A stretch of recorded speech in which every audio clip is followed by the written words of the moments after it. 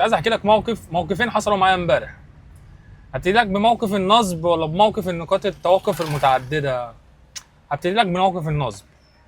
خدت عميل من التجمع الخامس، كان مشواره حوالي 4 كيلو، كانوا واحد وواحده يعني. بص الطريق رايح جاي وده واقف، يعني ما فيش دم خالص، ماشي ما علينا. المهم كان واحد واحده نزل، كان رايح فين؟ عند الراجل بتاع السمك المشهور ده ابو جلامبو. الاربع فلوج جديد ويوم جديد، فلوج جديد من ايام المدارس. كان النهارده الاربع، انا كده يعتبر بختم لك الاسبوع. في الفلوجات اللي انا بعملها عملت لك حد وعملت لك اثنين وعملت لك ثلاث وعملت لك اربع وعملت لك خميس. اليوم الوحيد اللي انا ما عملتوش يوم الجمعه، لان انا غالبا ما بنزلش اصلا يوم الجمعه، فباذن الله لو نزلت يوم الجمعه هعمل لك فلوج من قلب الشارع يوم الجمعه. لو ما تعرفنيش، انا اسمي عمرو، بعمل فلوجات حصريه لمجال النقل الذكي في الشارع، بعيشك يوم كامل معايا في الشارع، بوريك المواقف والطرائب والغراب والحلويات والمشكلات وكل حاجه. من فضلك زي ما انا بتعب انت لازم تتعب وتقدرني بلايك واشتراك في القناه. الكلمتين اللي بنقولهم: ادعي لاخواتك ان ربنا ينصرهم ويثبتهم باذن الله، اذكر الله وصلي على النبي. وبقول لك ايه، كمل معايا الفلوج دوت للاخر، لان طول ما انا شغال هقول لك على مواقف، واقول لك على موقفين حصلوا معايا امبارح يوم الثلاث. حصل معايا موقفين رخمين جدا جدا جدا، ومنهم موقف العميل نصب عليا في سعر الرحله. انا عملت ايه وايه اللي تم وايه اللي جرى، خدت حقي ولا ما خدتش حقي، هتعرفوا اثناء الفلوج اليومي، فمن فضلك تابعني للاخر.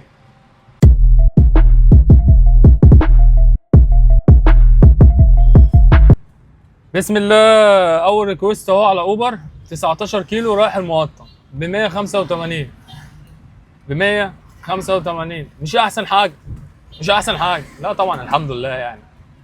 عايز اقول لك اللي النهارده الاربعاء وانا فاتح الاوبر، لا انا شايف حتى الخريطه فيها اماكن فيها ريت كتير قوي. في ريكوستات جات كتير قوي، بس انا تأنيت لحد ما اخد مشوار الكيلومتر بتاعه قليل السعر بتاعه عالي. هي دي الفكره، كيلومتر قليل السعر عالي. طالما الدنيا شغاله يبقى ايه، تاخد احسن حاجه. لما الدنيا تبقى نايمه خد العادي، فاهم؟ حاول تعمل ايه كده. فده ان شاء الله كده معانا اول ريكوست. طبعا احنا في شارع المستشفى، وما ادراك ما شارع المستشفى. طبعا يا رجاله، الريكوست الثاني في اوبر 4 كيلو ونص تقريبا ب 65 جنيه من المقطم من. الريكوست الاولاني كان ب 189 اللي هو 18 كيلو، تمام؟ ده كده الريكوست الثاني في اوبر. كده انا اصلا مش هنزل النهارده، فانا قلت انزل ايه عشان اكمل بس البونص بتاعي، عشان في التزامات عليا عايز ادفعها. وقلت انزل اعمل معايا 9 مشاوير النهارده، اعمل 9 مشاوير وهروح، يعني كده مش هطول يعني، خلي بالك. طيب انا كنت عايز احكي لك ايه بقى؟ كنت عايز احكي لك موقفين حصلوا معايا امبارح. هبتدي لك بموقف النصب ولا بموقف النقاط التوقف المتعدده؟ هبتدي لك بموقف النصب. خدت عميل من التجمع الخامس، كان مشواره حوالي 4 كيلو.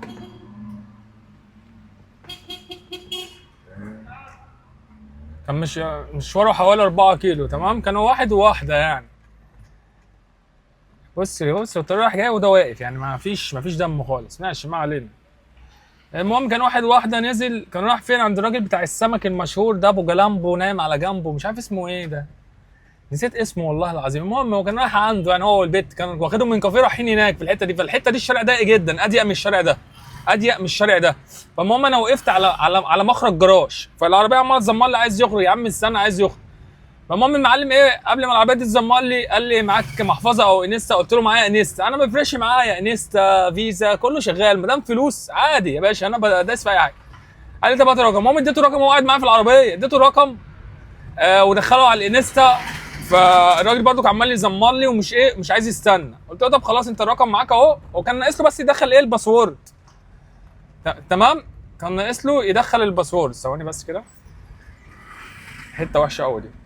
كان ناقص له يدخل ايه الباسورد. فالمهم قلت له خلاص انزل الرقم معاك وحول، يعني المبلغ مش كبير، فاهم؟ انا جاي كده المواقف دي بتحصل معايا كتير، وبقول له ايه والله العظيم ركبت معايا واحده من 5 ايام بس، بنت دكتوره من الفيوتشر، من جامعه الفيوتشر، وديتها الكومباوند بتاعها تليفونها كان فاصل. قلت لها حولي لي انستا، ما كانش معايا فكه، كان الغلط مني انا ما معيش فكه. فقالت لي والله ده انا ايه مخليه يا زميلي يطلب لي عشان انا اصلا تليفوني فاصل. قلت لها عامه طيب خدي رقمي. كتبت رقمي ولما طلع حول لي قالت لي طب مش عارف ايه، قالت لي طب استنى لحد ما احول لك، قلت لها خلاص ثقه يعني. فما امي طلعت والله ما كملت 3 دقايق بالظبط وحولت لي الفلوس وكلمتني، قالت لي انا حولت لك، قلت لها والله خلاص انا يعني خلاص ثقه. فانا ببقى دايما عندي حسن النيه مع الناس، مع ان ده غلط، ده غلط، حسن النيه مع الناس ده غلط عشان تبقى فاهم. المهم ان هنا الواد نزل، استنيه 10 دقايق، ربع ساعه، نص ساعه، ما حولش الفلوس. انا فهمت اللي هو نصب عليا. المبلغ مش كبير، 51 جنيه مش قصه، بس انا قصتي في الحركه نفسها، في الموقف نفسه. انا امنتك، فاهم؟ انا امنتك. انا واحد غيري هيقف لحد ما انت تحول له، هيقول لك انا ماليش دعوه، انا عايز فلوسي دلوقتي، فاهمني؟ فانا امنتك، انت ليه تعمل حاجه زي كده؟ بس يا عم، فالمهم من هنا لهنا ما بعتش، قمت داخل لاوبر. والله حصل 1 2 3، العميل قال لي انا هحول لك انستا او محفظه ومش عارف ايه.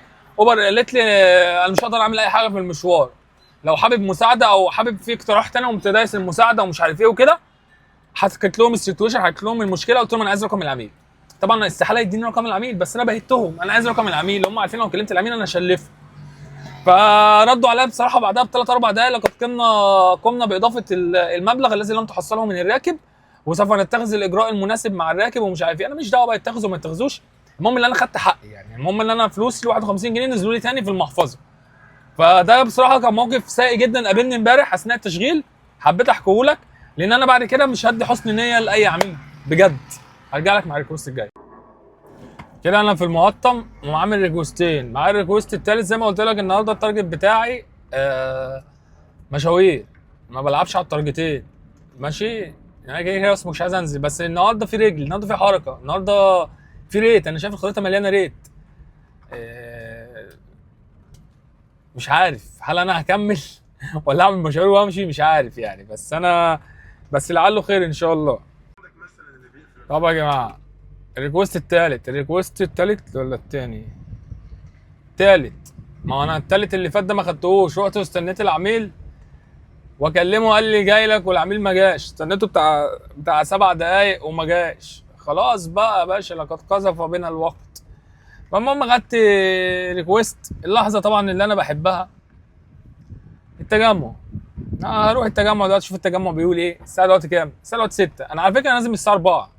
بص المنظر يا جماعه عامل ازاي، رهيب، اقسم بالله منظر رهيب، تحفه بجد، منظر تحفه. استنى كده ناخد صوره. لا المنظر تحفه يا جماعه والله بجد. خدنا صوره كده، منظر تحفه. استنى صوره تاني. المهم 13 كيلو، 12 كيلو، 12 كيلو ب 95 جنيه، يعني الكيلو هتلاقيه واقف 12 كيلو ب 95 جنيه. ده سكه ال7 جنيه، يعني مش هيقل عن ال7 جنيه، مش هيقل عن 7 جنيه. مشوار طويل 7 جنيه الى حد ما، ولسه البنزين ما زادش حلو، تمام. فده كده يبقى تالت مشوار على اوبر، اوصله التجمع وارجع لك تاني. بس اقول لك تعالى احكي معاك شويه. امبارح يا عم خدت ريكوست من الزمالك، كنت انا جاي من التجمع للزمالك. المهم خدت ريكوست من الزمالك، كان رايح فين؟ كان رايح الدق، يعني المشوار كله 4 كيلو، 4 كيلو ونص. فالمهم بعد ما قابلت المشوار ووصلت للعميل ببص، انا مش مدي اخوانا، طلع العميل المشوار نقطتين. مش مشكله، مش مشكله نقطتين، ما هو كده كده المشوار كله اصلا 4 كيلو ونص، فما فرقتش معايا. انا ما باخدش مشاوير نقاط متعدده عشان تبقى فاهم يعني. فالمهم العميل راكب معايا، مشيت بالظبط نص كيلو، لقيتها بتقول لي معلش ممكن نقف هنا عند الكشك. عيني يا باشا اقف عند الكشك. المهم وقفت عند الكشك بتاع 3 دقايق، 3 دقايق ونص بالظبط يعني. اشتريت ميه وكروت شحن ومش عارف ايه، وكانوا بنتين، مش اي مشكله. المهم مشيت ما كملتش كيلو، اقسم بالله حرفيا بعد ايه الوقفه دي ما كملتش كيلو. فانا ماشي على الكورنيش بتاع الزمالك، فبتقول لي بعد ما مشيت، بتقول لي معلش بقى ممكن اقف هنا انزل اجيب حاجه من المحل اللي جوه ده.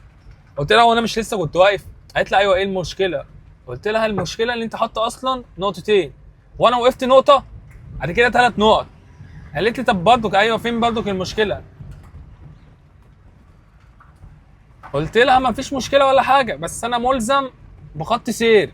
انا وقفت لك، بتقول لي ما هو كده كده هيحسب.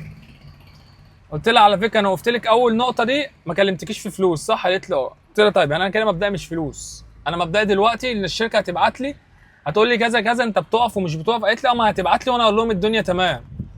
قلت لها لا معلش انا اسف والله بقى، حضرتك عايزه تقفي كنت تحطي ايه النقط دي تحطيها من الاول عشان انا ابقى ملزم اللي انا اقف. تقول لي برضك مش فاهمه فين المشكله. قلت لها مفيش مشكله ولا اي حاجه، المشكله دلوقتي حضرتك مش حاطه نقطه توقف، حاطه نقطتين بس، فانا ملزم بنقطتين التوقف دول. وقفت نقطه ما كلمتكيش في حاجه مفيش اي مشكله، لكن انا مش هفضل كل شويه اقف امشي واقف امشي واقف. عارف انا لو كنت طوعتها ووقفت كنا هنفضل بقى على كده بقى على نفس بقى المنوال بقى، امشي كيلو تاني لو سمحت اقف اجيب حاجه، لو سمحت. وصاحبتها التانيه تقول لها اصل انا جعانه، يبقى انا هقف نقطه. بعد كده صاحبتها لقيت محل اكل بتقول لي معلش بقى نقف نجيب اكل. لا ما انت مش مأجراني على فكره، يعني انت مش مأجراني. فانت لو حصل معاك الموقف ده يا باشا خد اكشن على طول، مش ام بي سي اكشن، خد اكشن. انا وصلت كده لعميل التجمع كان جاي هنا الفايف ايه. تمام، عايز اقول لك ان حرفيا النهارده الاربع بس عشان بكره اجازه رسمي، خلي بالك بكره اجازه رسمي. بص الخريطه، بص ده في كذا حته وفي ريكوستات وفي شغل والدنيا حلوه. بص يا ابني استنى بقى اوري الناس. بص بص خريطه، خريطه كده وفيها ده فيها حته حمراء كمان. بص بص خريطه، يعني الخريطه فيها ريت، يعني الخريطه حرفيا جميله يعني. ليه بقى؟ لان بكره اجازه رسميه، فالنهارده في ناس كتير قوي هتخرج يا جماعه. كل سنه واحنا طيبين. بص بص بص اللقطه دي، شاف المنظر؟ بالله عليك شاف المنظر؟ تحفه تحفه والله العظيم يا جماعه، المنظر تحفه، منظر جميل. ده كده كان الريكوست التالت معانا في اوبر.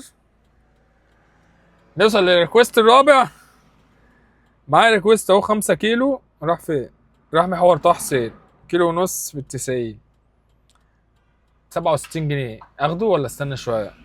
مش هاخده، مش هاخده. اصل طالما في شغل يبقى ما تستعجلش، طالما في شغل ما نستعجلش. قشطات قشطات. هرجع لك مع ريكوست جاي، ريكوست حلو ان شاء الله. طبعا يا جماعه الريكوست الرابع، الريكوست الرابع في اوبر. طبعا انا جيت وقفت هنا عند الفايف ايه بقالي بتاع 10 دقايق. يعني في ريكوستات بس انا فاهم بنقي بختار، لازم تنقي ولازم تختار.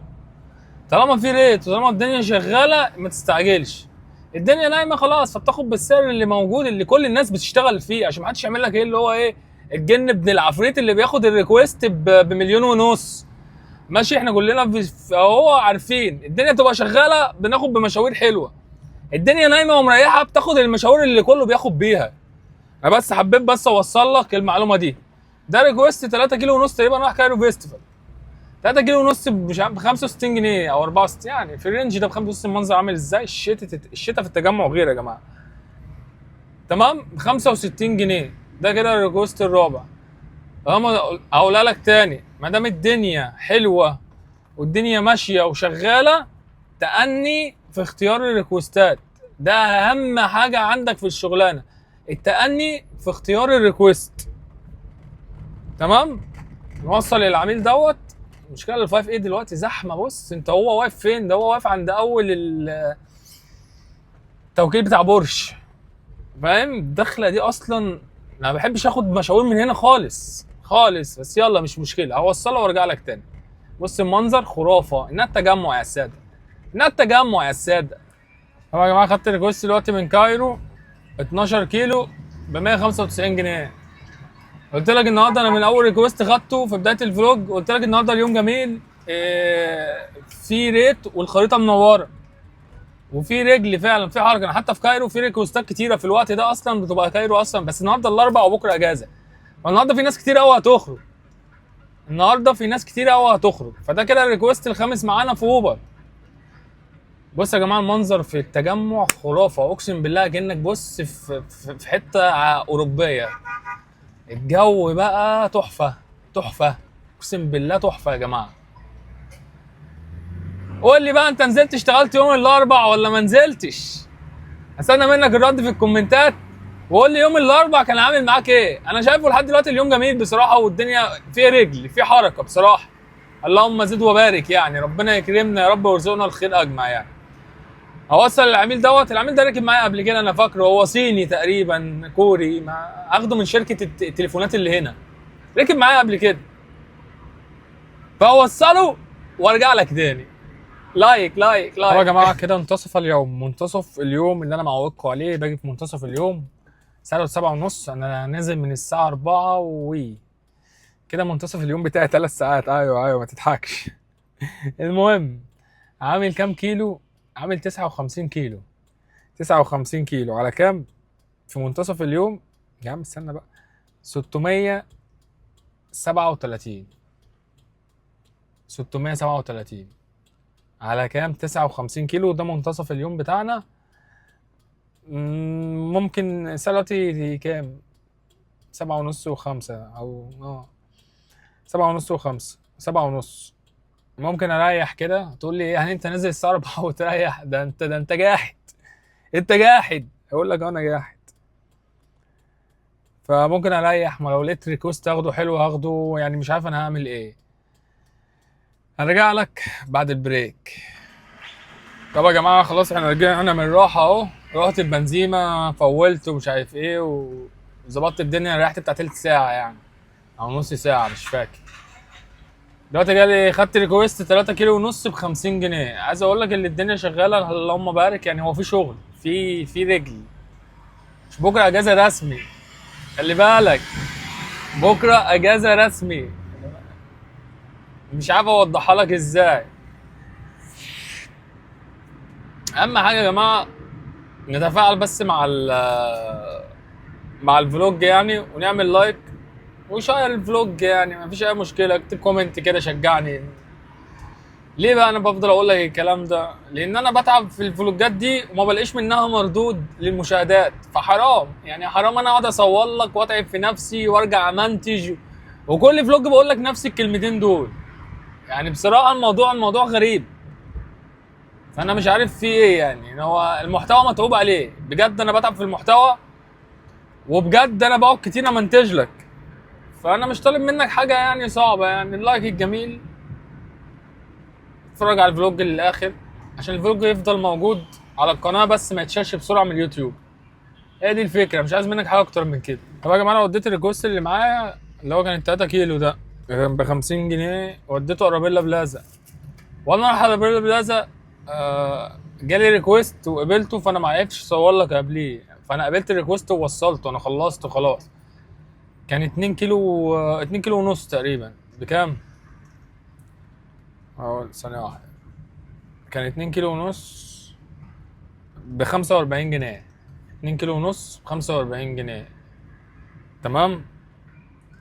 ده كان الريكوست السابع. كان الريكوست السابع. كده احنا منتظرين الريكوست التامن في اوبر. وانا لو خلصت تارجت الريكوستات اللي معايا انا هروح، مش هقعد. انا مش من النوع اللي انا هي الدنيا حلوه فاهم، والشغل عمال فاهم يعني. بص ده رايح عندي عمرانيه 32 كيلو ب 218 جنيه. ممكن اخده واروح خلاص، بس انا مش هروح لسه. مش هروح، ما خلصتش تارجت المشاوير، يبقى مش هطلع من التجمع. فاهمني؟ هي دي اللعبه، لازم تلعبها صح. انا 7 مشاوير ناقص لي بالظبط 8 9. عامل مشوار زياده امبارح، انا ناقص لي مشوارين. يبقى انا كده النهارده عامل 30 مشوار. تمام. هعمل مشوارين وهروح. الساعه دلوقتي كام؟ 8 ونص. ممكن اروح بدري كمان. بص مقطم 16 كيلو ب 120. النهارده ريكوستات حلوه. ليه؟ لان بكره اجازه، والدنيا النهارده في كل حته زحمه حرفيا. الدنيا زحمه، والخريطه النهارده زحمه، والدنيا زحمه، وانت لسه عمال تشلاك وبتتفرج عليا والدنيا زحمه. سلام. ومعانا ريكوست ونقول الو 6 كيلو ونص ب 72 جنيه او ب 71 جنيه ونص ايا ما يكون، فانه ريكوست حلو يعني. مش احسن حاجه بس حلو. خليني اخلص المشاوير اللي معايا واروح. انا النهارده قلت لك تارجت مشاوير. المنظر جميل، منظر القمر يا جماعه جميل، جميل جدا جدا جدا. حد عنده احساس يا جماعه ان البنزين هيزيد بكره الخميس يعني؟ انا مش عارف ليه انا عندي احساس لو هيزيد بكره، بس الحكومه بتقول لسه ما خدناش القرار الزياده. مش عارف بقى يعني، بس انا هم بيحبوا يزودوا ايام العطلات الرسميه، لعل وعسى يطلع احساسي كذاب. انا قلت لك ايه؟ قلت لك ايه في المقطع اللي قبل ده؟ قلت لك اوصل الريكوست ده، ولو لقيت حاجه تنزلني حلوه ماشي طيب، مع ان في شغل دلوقتي من الساعه 9. اللي انا بعمله ده غلط عشان تبقى فاهم، اللي انا اروح في الوقت ده غلط. بس انا اصلا ما كنتش هنزل النهارده، فجالي ريكوست عند البيت عندي. ما بيني وما بين البيت بتاعي ما فيش كيلو ونص 2 كيلو يعني. تمام. 27 كيلو ب 225. حلو. كده كده انا عند البيت وهاخده وهروح، فاهم؟ الساعة كام؟ انا عايز اقول لك الساعة 9. هفاجئك بقى في اخر الفلوج. هفاجئك انا عامل كام كيلو ومشتغل كام ساعة وعامل فلوس قد ايه. ومن اول فلوج على فكرة انا قايل لك ايه؟ قايل لك ايه؟ انا مش شغال على تارجت الفلوس، بس انا الحمد لله انا بالريكوست ده عملت تارجت الفلوس كمان يعني. وكمان النهارده بلس هينزل لي 440 جنيه اللي هم بتوع ال 30 مشوار. مع المشوار ده ينزل لي 440 جنيه. بص اوبر قللتها ازاي. وبكره ان شاء الله في 10 مشاوير اعملهم ب 200، يعني توتال 40 مشوار تقريبا هيبقوا ب 600 حاجه زي كده، 600 وحاجه. فنقول ايه الحمد لله. النهارده الدنيا حلوه، اليوم جميل سبحان الله. الواحد والله العظيم نازل اصلا مش عايز يشتغل، وربنا قال لك خد يا عم رزق اهو خد. طبعا يا جماعه انا كده وصلت اخر ريكوست معايا. كان عندي نزله الكنيسه، نزلتها نزله الكنيسه، انا لفيت اهو وهطلع انا كده ايه على تلة الزمره بقى. انا كده خلاص وصلت البيت. المهم المشوار ده تعبني جدا. ليه؟ اولا انا حاطه نقطه الالتقاء غلط، هي واقفه عند العرب اللي على التسعين الشمالي، وحاطه النقطه عند ايجي بانك عند مجمع البنوك. المهم خدت وقت برضه قبل انت فين، وانا بروح لها عند العربي تقول لي انا عند العربي كذا.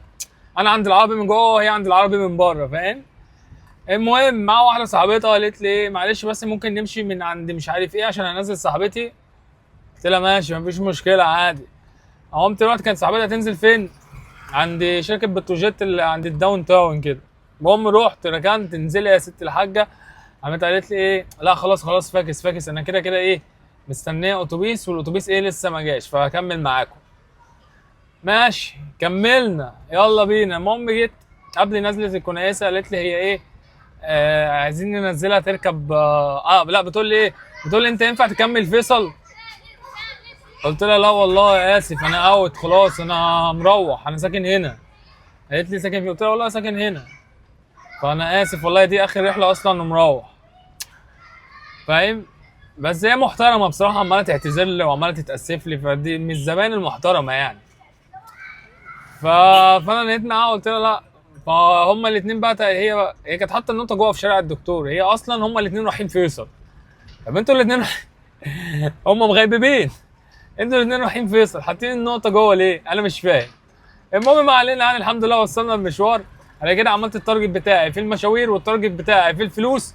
الحمد لله الحمد لله. دي اللحظه اللي انا بحبها. انا شغال كام ساعه؟ شغال 5 ساعات و10 دقايق. 5 ساعات، ركز قوي، 5 ساعات و10 دقايق على كام كيلو؟ على 94 كيلو. قول 95 كيلو على 95 كيلو. ماشي. على فكره دي مش شطاره مني، هو توفيق من ربنا وسعي واجتهاد مني. والدنيا ساعدتني. ازاي الدنيا ساعدتني؟ الدنيا ساعدتني في الريت.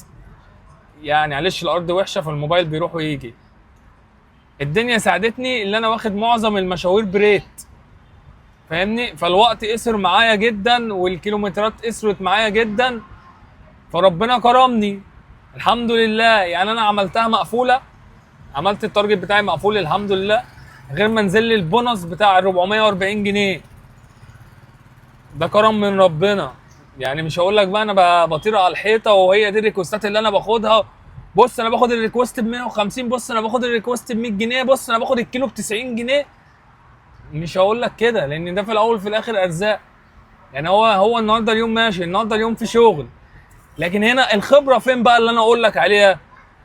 اقول لك في وقت ما يكون في شغل والريت شغال تأنى، ما تاخدش اي مشوار، واستنى وخد المشوار الحلو، خد المشوار اللي فيه ريت كويس قوي قوي قوي، فاهم؟